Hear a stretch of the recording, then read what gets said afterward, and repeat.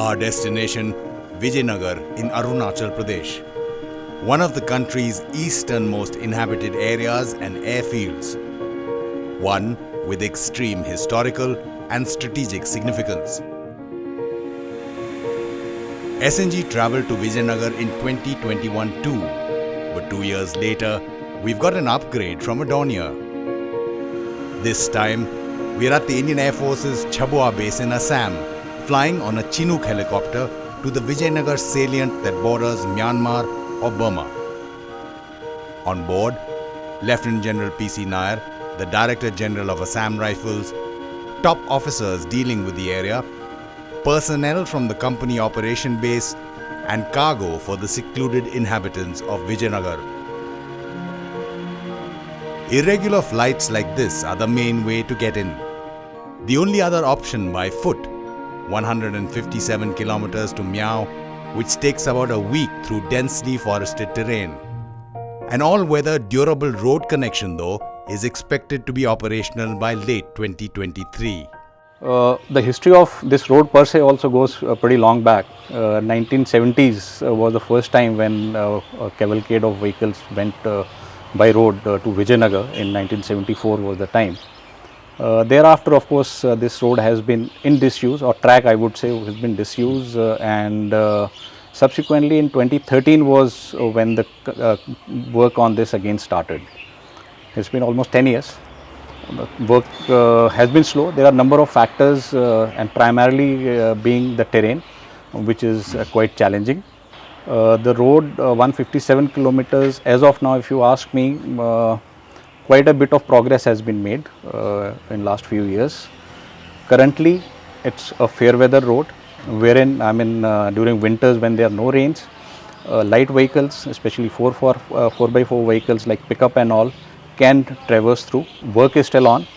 PDC was end of the previous year, that is 2022. It's not, they couldn't complete it on time. Effort from the government side are on to complete it, and as and when it gets completed, it will give a massive boost to the economy of that place. Currently the locals, they have either use the helicopter facility which is there to come this side, or they have to walk towards Miao. Secondly, the tourism is another thing which will get a major boost, in fact, because that place is beautiful with immense potential for tourism, which in any case will help the locals as far as their economic condition is concerned. From the military point of view, it helps us, it will help us, give us an additional avenue of maintaining our troops as and when required. We have troops which are deployed there. Currently their maintenance is through air. This road opening up gives us that additional option.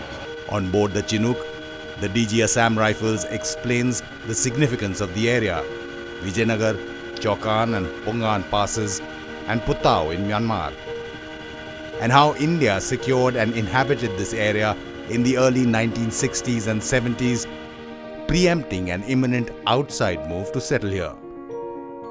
That could have given whoever claimed it first access all the way to Guwahati and beyond from south of the Brahmaputra. We have heard the Chinook's distinctive waka waka sound from the ground, whether in India or Afghanistan, and on board, the sound of the engines and rotors means communication for us is through charades or written and typed messages on the phone. Lieutenant General Nair has also oriented us the night before in Jorhat. Okay, this map is showing the area of the Vijaynagar salient, which is here. It is in the form of a dagger which juts into Myanmar, and a little to the north of it is the tri-junction between India, China and Myanmar. The salient of Vijaynagar itself is bounded between border pillar 176, which is to the southwest, and border pillar 186, which is to the northeast. So this entire salient, like I said, is about 730 square kilometers.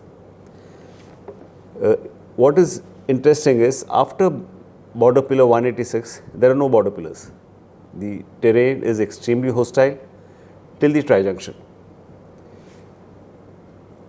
Now, if you look a little towards the east of Vijaynagar salient, you find a place called as Putao, which during the World War was known as Fort Herz. And during the Second World War, when the Japanese were advancing through Burma, it is through Fort Herz, or now Putao, that certain elements of the Allied forces withdrew through the Vijaynagar salient. So that was indicative of the fact that it could be negotiated. Anybody who wanted to enter the salient could come through from here. To a little southwest of the salient is the Pangsau Pass, through which the Stilwell road went. Before our trip to Vijaynagar, we visit Pangsau Pass and the old Stilwell road. A little over 3 hours from Dibrugarh, we first drive through the plains, tea estates, the oil city of Digboi, Margarita, Ledo, Lekhapani to Jairampur, where we spend the night. With the sun setting as early as 5:30 p.m., it's inexplicable why the northeast doesn't have a different daylight saving time. With dawn cracking as early as 4 a.m., it really makes sense. The day is a clear sunny one as we drive up to Pangsau Pass. The historic 1,726 km long Stilwell Road was constructed by Allied soldiers led by the US during the Second World War. It started from Ledo in Assam, one of the railheads of the Bengal-Assam Railway in the Upper Brahmaputra Valley, to the Burma Road, which connected to Kunming, China.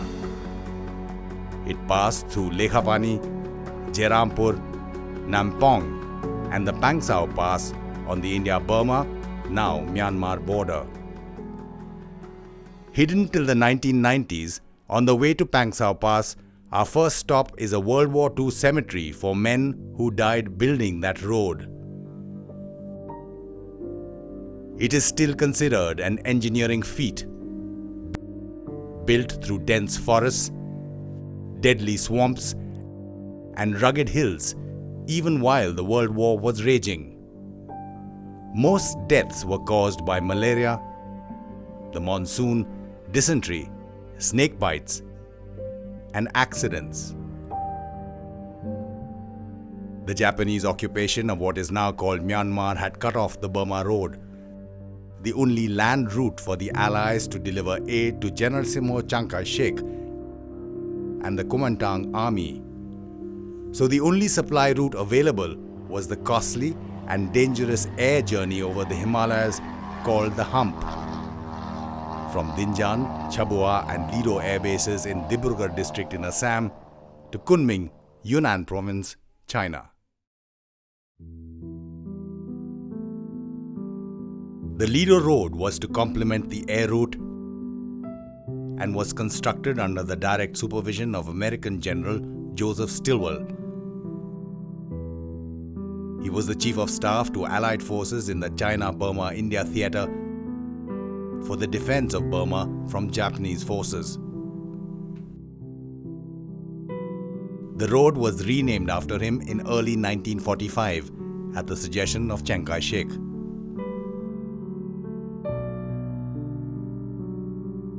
The construction of the road, historians say, involved 17,000 Americans, 50,000 Indian laborers, and a similar number of Chinese troops. So many lives were lost in the construction that it was called a man-a-mile road.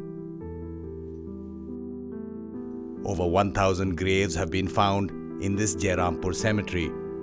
An epitaph for Major Sao Chu Chino, a company commander in the Chinese army, stands out, even in its dilapidated condition.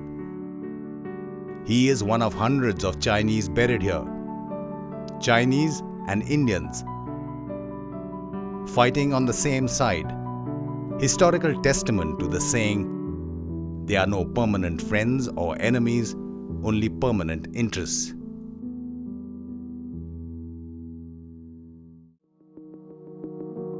we resume our journey to Pangsau through Nampong and find another link to Vijaynagar. This sign indicates a route that was planned but abandoned because it would have to cut through the Namdapha Tiger Reserve. The Pangsau Pass at 3,727 feet is on the crest of the Patkai Hills.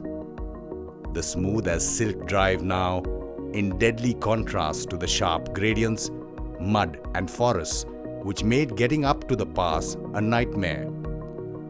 No wonder it was nicknamed Hell Pass during the World War.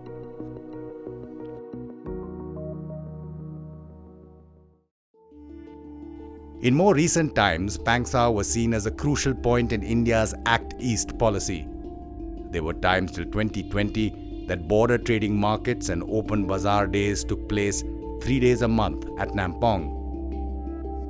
Both Indian and Myanmarese nationals would buy and sell goods. During these 3 days, both Indians and Myanmarese were allowed to cross the international border at Pangsau Pass with the necessary permissions. As a natural progression, these now desolate border trading hearts were inaugurated in January 2020. Local media reported the overall infrastructural cost at 3.53 crore rupees. The border hearts, though, have been empty shells since legal trade was stopped because of COVID in February 2020. Locals hope this lifeline of trade will reopen soon. The Myanmar coup in February 2021, though, makes its fate uncertain. On one of the few days with great visibility here, the so-called Lake of No Return can be seen clearly on the Myanmar side. The never-proven myth, it served Allied pilots a soft landing or crash site during their return mission flying over the hump. Historical facts, though, remind us that almost 600 aircraft were lost during that operation. Also a reminder of the dangers faced here: bullet, mortar and RPG holes on these hearts.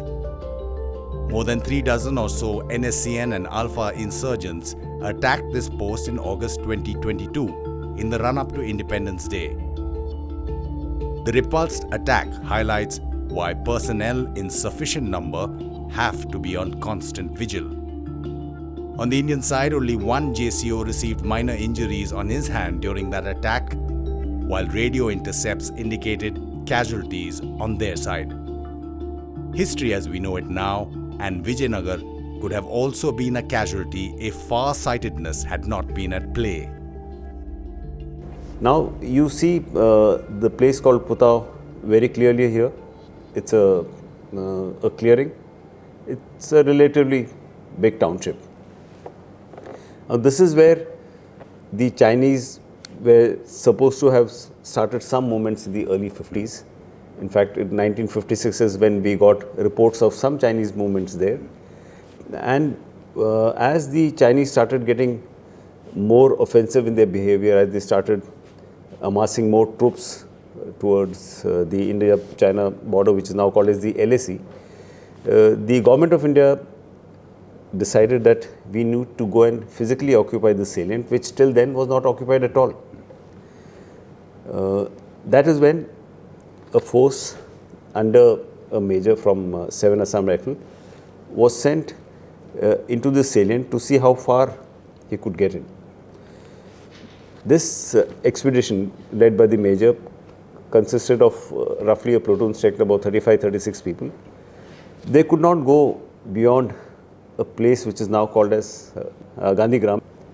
When they reached here, they found a small hamlet consisting of some people. These people are essentially Yobins.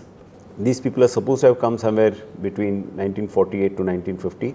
They came here hunting for wildlife, particularly for musk deers. That is the history of when these Yobins came in here. Now, since this party could not progress beyond Gandhigram, it was because of the rains, heavy rains. A second party was sent, led by the then IG of Assam Rifles, Major Gen. Guraya, They then decided that there is a need to occupy this salient for 3 reasons. One is, of course, establish a presence there. Second, to occupy the important passes that are there into the salient. And there are actually only 2 passes. One is the Punkan Pass, which is here and on the north. Sure. And then is the Chaukan Pass, which is here. So if you occupy these 2 passes, there is no way anybody can enter this salient. The southern part, of course, was with us, so that was not an issue.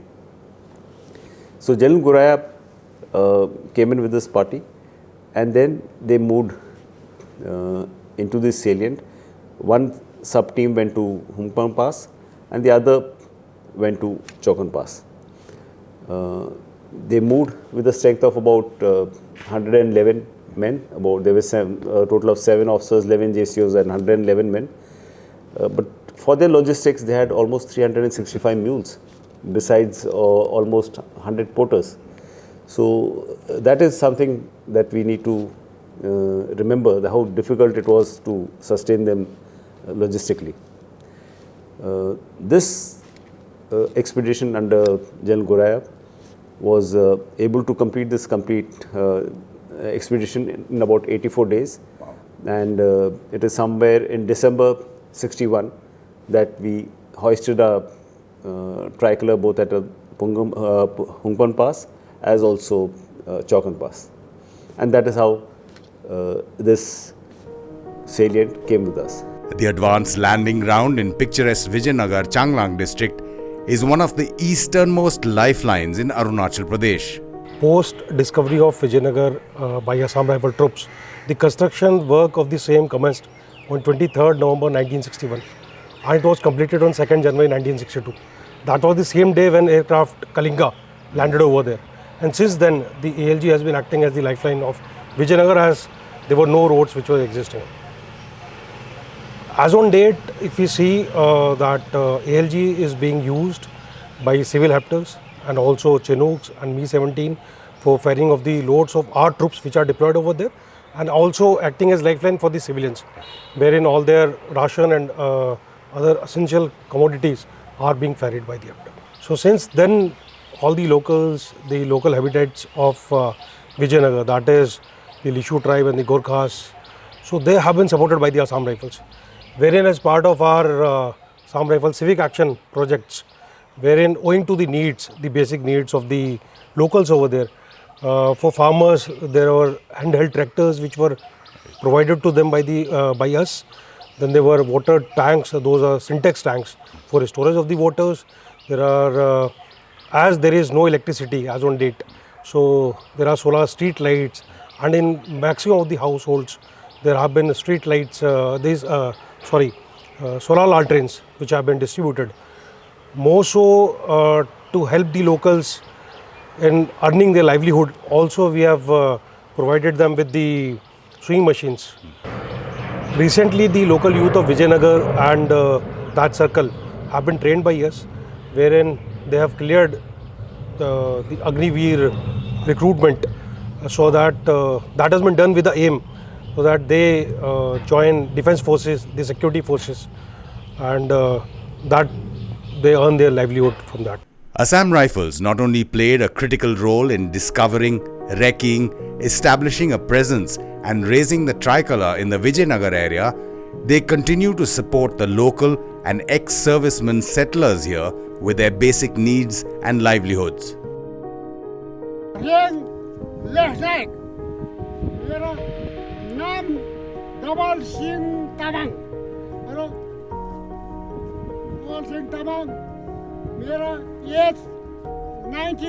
Government had taken this call to settle the ex-servicemen also there, and they were primarily AR ex-servicemen. 200 of them were settled between 1967 till around 1970-71. This was post the Chinese aggression of 1962 when this decision was taken. Since then, the numbers of these AR ex-servicemen has increased there. I mean, they have their families and all that who have stayed there. So currently the demographic profile of that area, I mean the overall population is around 7,000 as per the present count, out of which almost 50% is the Jobins, and almost similar is the Gurkhas, that is AR ex-servicemen, with the Jobins being slightly higher. You can say probably pitch it at maybe 60-40 or 55-45% is how it comes out.